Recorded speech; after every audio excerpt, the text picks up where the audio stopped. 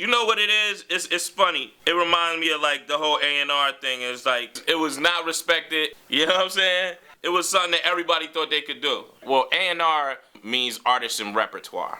And basically that's what it was. It was like you are like the father of that project, whether you signed it or if somebody gave you the responsibility for that act. And basically it's that. Before the album is done, you're the general contact for that person, for that group or that talent source. You know all the information. You've probably been with them more than anybody at the company right now. So, you know, you're going to tell the marketing, you know, lead the marketing people on there what direction it is. And basically you're like the liaison between the artist and the company. And at the same time you're growing, you're like a mentor to them. You know, you probably sign them so they're very thankful and they kind of watch you take what you say very seriously. And then at the same time, you're putting them in contact with the industry. So you're gonna be able to get them the producers. You have, you know, the best producers on file and you know the studio rates. And you just are that person that is a wealth of information to get the album done. At the same time, you're trying to cultivate them during that process from just being, you know, some street rappers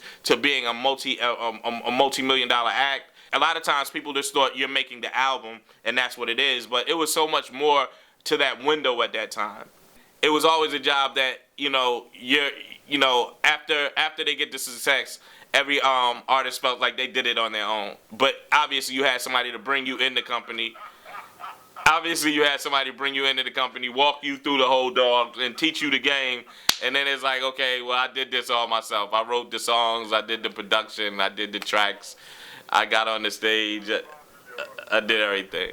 How'd you land that A&R spot at Universal? So, right after Columbia, I got a call from Universal Records and they wanted me to intern again. So I didn't want to intern again, but I met Dino DeValier, and he was, you know, I think at the time he was like the manager or the director of A&R at Universal, and Universal was opening their doors in January 1996.